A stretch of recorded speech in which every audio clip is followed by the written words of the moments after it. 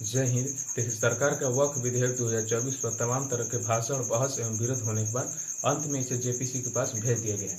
तो चलिए इस वीडियो में हम समझते हैं कि वक्फ का अर्थ क्या होता है, इसका इतिहास कितना पुराना है, भारत में इसका इतिहास क्या रहा है और भारत में इसको लेकर कौन कौन से कानून बने हैं और अभी का जो लेटेस्ट कानून है वक्फ विधेयक 2024, इसमें कौन कौन से प्रोविजन किए गए हैं और पुराना वाला कानून में कौन से संशोधन किए गए हैं। वक्फ क्यों किसी को जमीन को कहा जाता है कि ये मेरा है, तो समझिए वक्फ का हो जाता है और इसके पास अभी कुल कितनी संपत्ति है, इन सभी बातों को पूरी डिटेल से इस वीडियो में समझते हैं। तो देखिए, आप इस वीडियो को शुरू से अंत तक देखिए। वक्फ के समय जितनी भी बातें हैं सभी बातें आपको समझ में, चाहे वक्फ का अर्थ हो, चाहे इसका इतिहास है, कौन कौन से कानून बना, क्यों बना, कैसे बना, सभी बातों आपको समझ में आएगी। तो देखिए, अब हम स्टार्ट करते हैं शुरू से। देखिए, इस जो वीडियो है, इस वीडियो के केंद्र में एक ही शब्द है वक्फ। अब इससे वक्फ बोर्ड हो गया, वक्फ अधिनियम का इसी में सब है। तो सबसे पहले हमें वक्फ का अर्थ जानना होगा। देखिए, वक्फ का अर्थ होता है अपनी इच्छा से दान करना। अब किसे दान करेंगे, तो मुसलमानों में देखिए ऐसा नियम है कि कोई भी मुसलमान जो है अल्लाह के नाम पर कुछ अपने संपत्ति का दान करता है। अब ये देखिए, अब ये संपत्ति दो तरह का हो सकता है। कैसे, एक चल संपत्ति हो सकता है, एक अचल संपत्ति।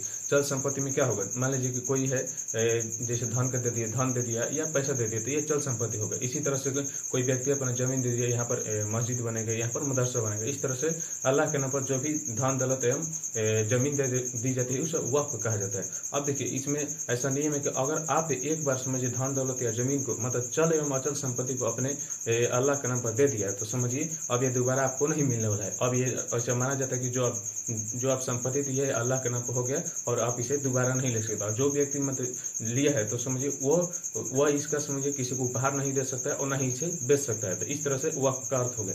अब देखो, हम जानते हैं वक्फ का इतिहास।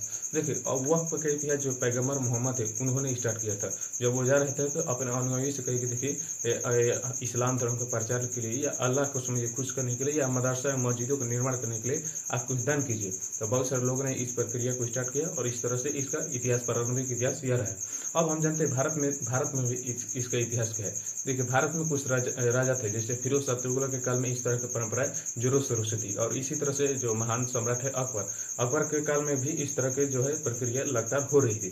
क्योंकि जब ये मुगल आ रहे थे तो मुगल ने अपने जब यहाँ रहे तो तमाम तरह के मस्जिदों का भी निर्माण करवाया, मदरसा का भी निर्माण करवाया था। तो इस तरह से ये जो दो राजा थे इसमें इनके काल में समझिए ये जो है वक्फ की प्रक्रिया ज्यादा जोरों से, ऐसा नहीं है कि अन्य राजा के नहीं, लेकिन इन दो राजाओं को समझिए जानकारी मिलती है।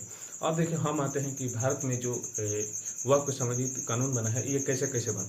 तो देखिए, भारत में जो पहला कानून बना था वक्फ को लेकर, तो देखिए ये अंग्रेजों का जमाना है। अब कब का है, तो 1923 का है।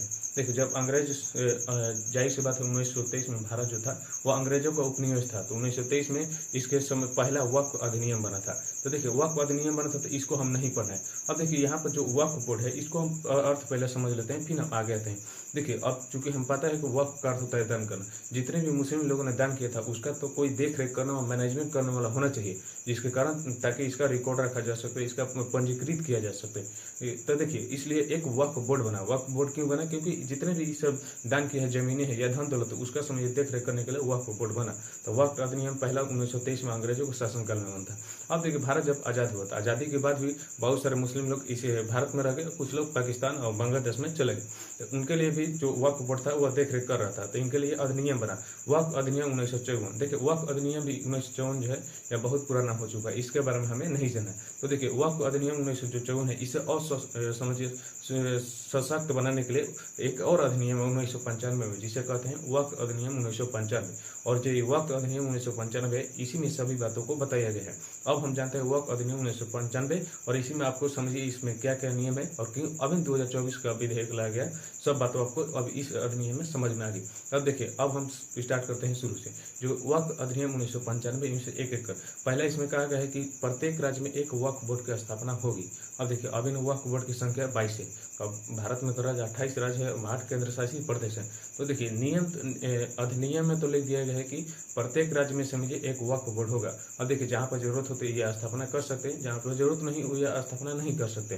जैसे आप दक्षिण भारत में देखिए, दक्षिण भारत का जरूरत है वहाँ पर समझिए जो वक्फ का बहुत सारे संपत्ति है, क्योंकि वहाँ पर संपत्ति दान किए गए हैं, जिसके कारण अन्य किसी इलाके में नहीं होगा तो वहाँ पर वक्फ बोर्ड का स्थापना नहीं होता है। अब देखिए, दूसरा इसमें प्रोविजन किया गया है कि जितने भी वक्फ बोर्ड की संपत्ति है उसका समझिए उसका रिकॉर्ड रखना जरूरी है, उसका पंजीकरण रखना भी जरूरी है। तो दूसरा बात इसमें ये कहा गया। अब देखिए तीसरा बात इस अधिनियम कहा गया कि जितने भी वक्फ बोर्ड के मेंबर होंगे, कुछ ना कुछ मेंबर होंगे, तो लगभग 200 इसमें मेंबर है। तो 200 मेंबर है, तो इन्होंने इनके शक्तियों के बारे में बताया गया है, इनके कहाँ स्वतंत्र शक्ति है, कहाँ पर यह स्वतंत्र रूप से निर्णय ले सकते हैं, इस तरह से तमाम शक्तियों का जिक्र इसमें किया गया। अब देखिए चौथा जो पॉइंट है, यही समझिए मूल कारण है वक्फ विधेयक जो है 24 लाने का। और चौथा पॉइंट क्या है, देखिए चौथा पॉइंट में कहा गया है कि देखिए अगर वक्फ किसी के बोर्ड को, किसी के जमीन को कह दिया कि ये मेरा जमीन है, तो समझिए वक्फ हो जाता है। अब यही तो, अब मान लीजिए कि किसी विशेष स्थान पर किसी विशेष धर्म के मानने वाले लोगों को वक्फ ने कह दिया कि देखो तुम जो यहाँ रह रहे हो, ये बहुत साल पहले यहाँ पर इसे समझिए मुसलमान राजा हुआ करता था। इस तरह से तमाम तर्क अपना देता है कि यहाँ पर देखिए यहाँ पर मस्जिद था, इसी तरह से तर्क देकर कहेगा कि चलो अब तुम यहाँ पर जमीन खाली करो। अब देखिए अब जो भी व्यक्ति वहाँ पर उस स्थान पर रह रहे हैं उनको तो वहाँ से जाना पड़ेगा, क्योंकि वो समझिए इसको लेकर कोर्ट नहीं जा सकते, चाहे वो डिस्ट्रिक्ट कोर्ट हो, चाहे वो हाई कोर्ट हो या सुप्रीम कोर्ट हो, किसी भी कोर्ट में उन्हें जाने की जरूरत इजाजत नहीं थी।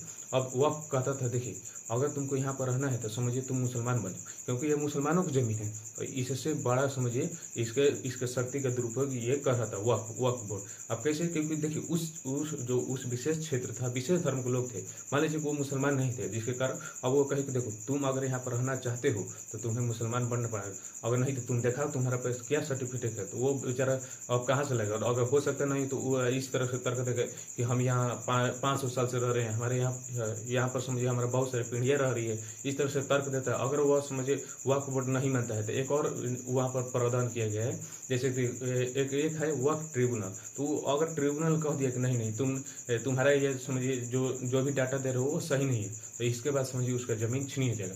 अब इस तरह यहाँ से समझिए वक्फ बोर्ड का समझिए शक्ति अपने दुरुपयोग कर रहा था। अब देखिए इस तरह के दुरुपयोग बढ़ रहा था, तब सरकार ने सोचा कि वक्फ अधिनियम लाना बहुत जरूरी है। इतना ही नहीं, आप देखेंगे ये जो ताजमहल था, तो ताजमहल को वक्फ बोर्ड ने कह दिया कि ये मेरा है, तो समझिए इस पर कोर्ट पूरी तरह से भड़क गया। कोर्ट ने कहा कि जब शाहजहां बनवा रहे थे तो उनको सर्टिफिकेट दिया था। इस तरह से बहुत सारे कोर्ट ने भी इसको फटकार लगाई थी। और इसी तरह से दक्षिण भारत में एक मंदिर था जो कि हिंदुओं का मंदिर था। अब वहाँ पर वक्फ बोर्ड पहुंचा, वक्फ बोर्ड वहाँ पर पहुंच के कहा कि देखो ये जो तुम्हारा मंदिर है ना, तो बहुत साल पहले यहाँ पर मुसलमानों का, यहाँ के राजा जो था वह मुसलमान था, जिसके कारण यह जो जमीन हुआ यह हमारा हुआ। तो वहाँ के लोग पूरी तरह से भड़क गए थे। इसी तरह से एक और मामला हुआ जो श्री कृष्ण जी का नगरी है द्वारका, वहाँ पर भी वक्फ बोर्ड ने उसको भी कह दिया था मेरा था। इस तरह से समझिए वक्फ बोर्ड का जो शक्ति थी उसका यह लगातार दुरुपयोग कर रहा था। तब सरकार ने सोचा कि अब एक नया अधिनियम लाना है जिससे समझिए जितने भी अभी के इस कानून के जो कि दुरुपयोग करे इसको हटाना जरूरी है। अब देखिए इसलिए सरकार ने लाया वक्फ विधेयक 2024। अब हम इसको जानते हैं। तो सबसे पहले ये विधेयक कैसे है इसको हम जान लेते हैं। देखिए कोई भी विधेयक आता है तो या तो वह लोकसभा से या राज्यसभा से स्टार्ट होता है। तो देखिए जब वक्फ विधेयक 2024 को हमारे अल्पसंख्यक मंत्रालय के द्वारा लाया गया, लोकसभा में जब इसे रखा गया तो इस तरह से तमाम तरह के भाषण एवं बहस हुआ। जाहिर सी बात है जितने भी सभी लोग तो जितने भी देखिए जैसे कि ये विधेयक लोकसभा में आया, लोकसभा में तो अल्पसंख्यक मंत्रालय के जो भी मंत्री है उन्होंने समझ इसके बारे में बताया कि इसमें ये प्रोविजन है। तो सभी लोग हल्ला कर रहे कि ये नहीं होना चाहिए, इससे नहीं होना चाहिए, ये समझिए मुसलमानों का हक छीना। इस तरह से जितने विपक्ष के नेता थे सभी ने इस तरह से फटकारे लगाना शुरू कर दी। तो देखिए इस पर अलग अलग प्रवक्ता ने क्या कहा। जैसे देखिए आरजेडी के प्रवक्ता जो है मृत्युंजय तिवारी, इन्होंने कहा कि सरकार का निगाह कहीं और है, निशाना कहीं और है। उन्होंने यह कहा, अब वो अपने संदर्भ में कहे होंगे, क्या कहे होंगे, तो उन्होंने कहा कि देखिए सरकार कुछ और करना चाहती है, यहाँ पर आ रहा है कुछ और। ये तो आरजेडी के प्रवक्ता थे। अब देखिए दूसरे प्रवक्ता है शिवसेना के जो है प्रियंका चतुर्वेदी, इन्होंने कहा कि सरकार ने बजट पर बहस करने के अलावा समझिए ये दूसरा नया तरीका ढूंढा। मतलब सरकार अब चूंकि इसी साल लोकसभा में बजट पेश किया गया, तो उनका कहना है कि सरकार ये बजट पर बहस नहीं करना चाहती है, एक नया विधेयक लाकर हम लोगों का समझिए ध्यान इधर मोड़ना चाहती है। इसी तरह से जो है ओवैसी ने कहा कि यह जो अधिनियम आ रहा है यह समझिए मुसलमानों का जमीन छीनने का आ रहा है, मतलब वक्फ का जितना संपत्ति इसको छीनने के लिए आ रहा है। और इसी प्रकार से जो है समाजवादी पार्टी के जो प्रमुख है अखिलेश यादव, उन्होंने कहा कि देखिए सरकार हमेशा हिंदू मुस्लिम को लड़वाते रहती है और जो एंग्लो इंडियन का सीट था उसको भी ये छीने। तो इस तरह से जितने वो अपोजिशन के लीडर थे उन्होंने कहा था कि उन्होंने तमाम तरह के इस पर समझिए आरोप लगाए, लेकिन इन तमाम तरह के बहस एवं विरोध होने के बाद अंततः इसे समझिए जेपीसी के पास भेज दिया गया। अब जेपीसी के पास, जेपीसी क्या है तो देखिए इसका फुल फॉर्म होता है ज्वाइंट पार्लियामेंट्री कमेटी, मतलब संयुक्त संसदीय समिति। अब इसमें क्या होता है तो देखिए इसमें जो है विपक्ष के नेता को, जो इस सरकार के जितने भी नेता होते हैं उनको समझिए एक समिति वो मिलकर बनाते हैं और अलग जगह समझिए एक विशेष स्थान पर जाकर वहां पर बहस करते हैं और तब इसे पास किया जाएगा। और जब ये पास हो जाएगा तो राष्ट्रपति के पास जाएगा और राष्ट्रपति जाने के बाद राष्ट्रपति जब ये साइन करेगा तब समझिए ये जाकर कानून बनेगा। तो ये तो हो गया।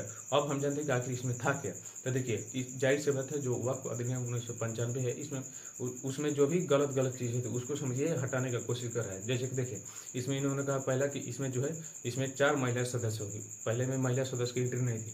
4 में से समझिए दो जो है वह गैर मुस्लिम होगी और 2 जो होंगी वो मुस्लिम होगी। पहला तो इसमें यह प्रोविजन।